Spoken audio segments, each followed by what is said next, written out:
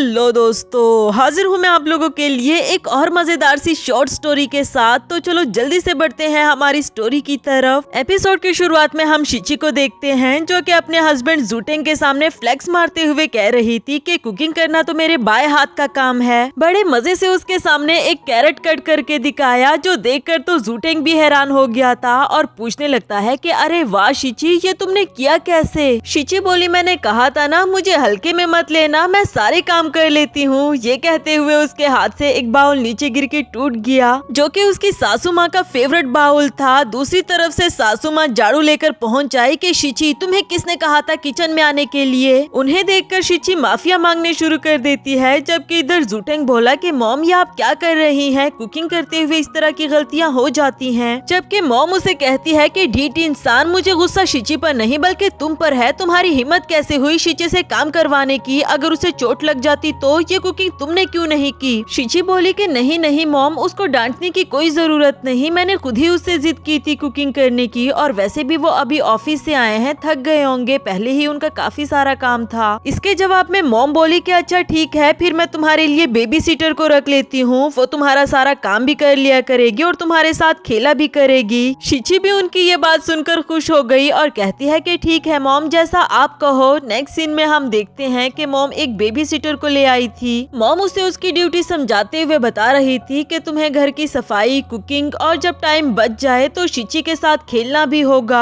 Baby seater अपनी job समझ गई थी और वो कहती है कि ठीक है मैडम, आप बेफिक्र हो जाए, मैं सारे काम अच्छे से कर लूंगी। दूसरी तरफ शिची और उसके हस्बैंड के बीच में रोमांस हो रहा था। मॉम को देखकर वो जल्दी से सीधे होकर बैठ गए कि अरे मॉम आप आ गई हैं। मॉम ने जूटेंग के गाल पर लिपस्टिक का निशान देखा और शिची बोली कि मैं अभी इसे वाइप कर देती हूँ, मगर मॉम कहने लगी कि नहीं इसे वाइप मत करना, बल्कि मुझे इसकी पिक्चर लेने दो, मैं इसे अपनी फ्रेंड्स के ग्रुप में शेयर करूंगी ताकि उन लोगों को भी तो पता चले कि मेरी बहू कितनी प्यारी है। बेचारा जूटेंग कहने लगा कि मॉम, जब से शिची हमारे घर में आई है आपने तो मुझे सुतेला ही कर दिया, चलो फिर सिर्फ इसकी ही पिक्चर्स ले लो। शिची भी उसे गुस्से में घूरने लगी। इधर मॉम कहने लगी कि शिची, आज के दिन तुम अपने लिए बहुत सारी शॉपिंग करना, मूवी देखने जाना और अपनी फ्रेंड्स के साथ घूमना फिरना। ये लो, मैंने इस कार्ड में 5 मिलियन रख दिया है, तुम खूब इंजॉय करना। 5 मिलियन का सुनकर तो बेबी सीटर की आंखें बाहर आ गई। तभी जूटेंग भी कहता है कि मैंने अपनी वाइफ को नाराज किया, इसलिए मैं भी तुम्हें अपनी तरफ से ये 20 मिलियन का कार्ड दे रहा हूँ, अच्छे से एंजॉय करना।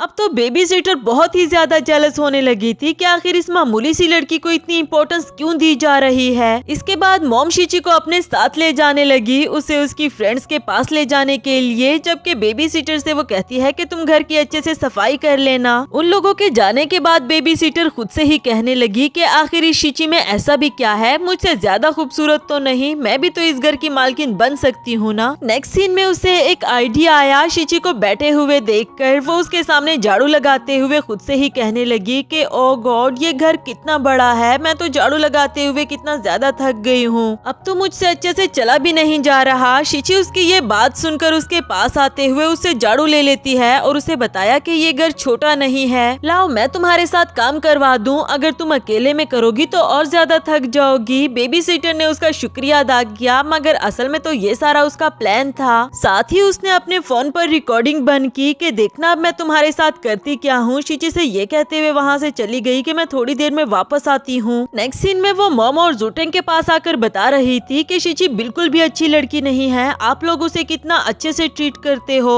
उसके लिए नैनी को हायर किया, मगर वो अभी भी यही कह रही है कि ये घर छोटा है। वो नहीं जानती कि आप लोग उसे इतनी इज्जत दे रहे हो, उसे कैसे पेश आना चाहिए। जूटेंग ने उसे अपनी बकवास बंद करने के लिए कहा कि तुम शिची के पीठ पीछे ऐसी झूठी बातें कैसे कर सकती हो, मगर बेबी सीटर बोली कि मेरे पास सबूत है, ये लो आप उसकी रिकॉर्डिंग खुद ही सुन लो। रिकॉर्डिंग को उसने एडिट कर लिया था जिसमें शिची की सिर्फ इतनी ही बात रिकॉर्ड हुई थी कि ये घर छोटा है। बेबी सीटर बोली कि देखा आप लोगों ने, मैंने बिल्कुल भी झूठ नहीं बोला। जूटेंग कहने लगा कि इस रिकॉर्डिंग से साफ साफ पता चल रहा है कि तुमने इसमें एडिटिंग की है। दूसरी तरफ से मॉम बोली कि शिची ने कुछ गलत तो नहीं कहा, उसने बिल्कुल ठीक कहा है, ये घर वाकई ही छोटा है। तब तक शिची भी पहुंच आई थी कि क्या हो रहा है, आप सब क्या बातें कर रहे हो। मॉम कहने लगी कि शिची बेटा मुझे माफ कर दो कि मैं तुम्हारी दिल की बात पहले नहीं समझ पाई। अब तो मुझे भी लगता है कि ये घर छोटा है और मैंने फैसला कर लिया कि अब मैं इसे 3 गुना बड़ा घर लेकर दूंगी। 3 गुना बड़े घर का सुनकर तो शिची के होश उड़ जाते हैं कि आखिर मॉम को हो क्या गया। जबकि मॉम कहने लगी कि आई होप कि उसे साफ करना हमारी बेबी सीटर के लिए ज्यादा मुश्किल नहीं होगा। जबकि बेबी सीटर का प्लान तो उल्टा उस पर ही भारी पड़ गया। अब तो उसे और भी बड़े घर की सफाई करनी होगी। मॉम बोली कि चलो हमें प्रॉपर्टी डीलर के पास जाना है, जो कहकर वो चले गए।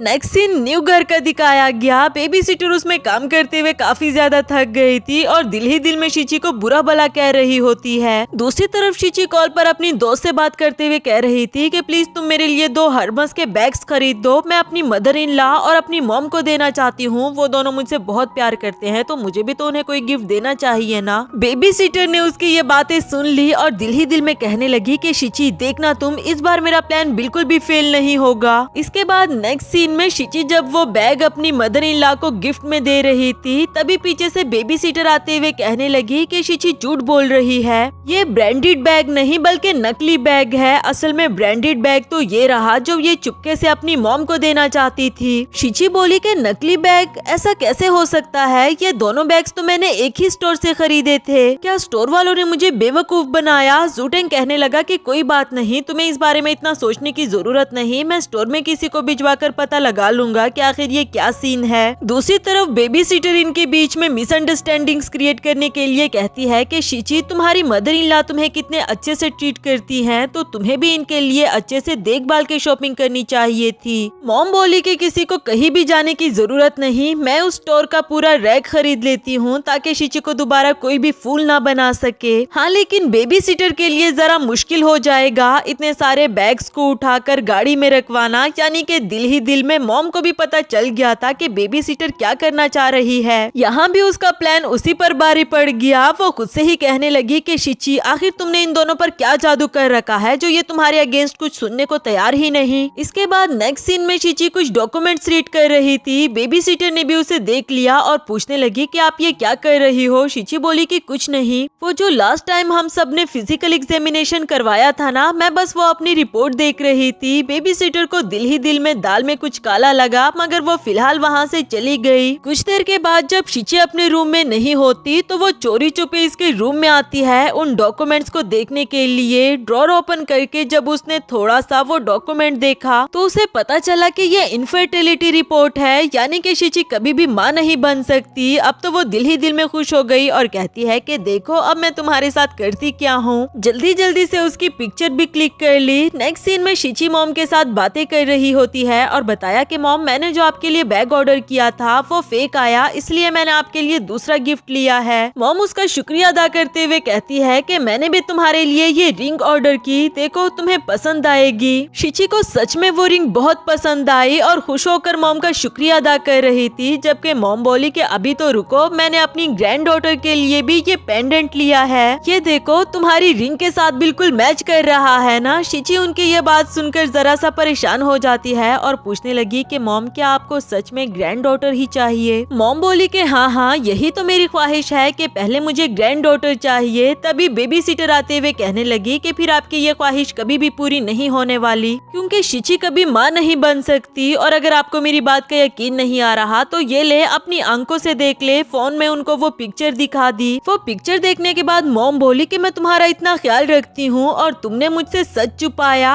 अब बेबी सीटर समझ चुकी थी कि उसे क्या करना है। मजीद वो कहने लगी कि हाँ, क्योंकि ये लड़की सिर्फ आपका पैसा लूटना चाहती है और कभी भी आपके घर को वारिस नहीं दे सकती। मॉम बिल्कुल स्पीचलेस हो गई थी। शिची बोली कि मॉम प्लीज एक बार मेरी बात तो सुन ले, मगर मॉम उठते हुए ये कहकर जाने लगी कि मुझे अब कोई भी बच्चा नहीं चाहिए, ना तुम्हें कोई बच्चा पैदा करने की जरूरत है। और वहाँ से चली गई। वापस आते हुए वो अपने साथ एक बैग ले गई, ये कहते हुए कि ये बैग पकड़ो और निकलो यहाँ से। बेबी सीटर तो दिल ही दिल में खुश हो रही थी और शिची से कहती है कि देखा झूठ बोलने का नतीजा, अब ये बैग पकड़ो और जाओ यहाँ से। मॉम बोली कि तुम पागल हो गई हो क्या, मैं शिची को नहीं बल्कि तुम्हें कह रही हूँ। मैं इतने दिनों से देख रही थी कि तुम मेरे और शिची के बीच में मिसअंडरस्टैंडिंग्स क्रिएट करने की कोशिश कर रही थी, मगर अब हमारी फैमिली में तुम्हारे लिए कोई जगह नहीं। बेबी सिटर बोली मगर आप ऐसा क्यों कर रही है? शिची आपकी ग्रैंड डॉटर की ख्वाहिश को पूरा नहीं कर सकती। इस पर मॉम बोली कि तो क्या हुआ, जरूरी तो नहीं कि शिची मेरी इस ख्वाहिश को पूरा करे। हम दोनों साथ रहेंगे, दुनिया घूमेंगे, हर जगह एक साथ जाएंगे। शिची को अपनी मदर इन लॉ की ये सारी बातें सुनकर उन पर बहुत ज्यादा प्यार आ रहा था, मगर वो कहने लगी कि मॉम मैं आपके साथ कहीं नहीं जाने वाली। मॉम बोली कि क्यों, क्या हुआ तुम्हें? शिची ने बताया वो इसलिए क्योंकि मैं प्रेग्नेंट हूँ। अचानक से सुनकर मॉम बहुत ज्यादा खुश हो गई, मगर बेबी सिटर को गुस्सा आ गया। वो कहती है कि ऐसा हो ही नहीं सकता। शिची बोली कि क्यों नहीं हो सकता, शायद तुमने उस फिजिकल एग्जामिनेशन रिपोर्ट को अच्छे से देखा नहीं था, मगर ये लो अब अच्छे से देख लो। बेबी सिटर ने जब देखा तो वो फिजिकल एग्जामिनेशन रिपोर्ट शिची की नहीं बल्कि उसकी थी, यानी कि वो कभी भी माँ नहीं बन सकती।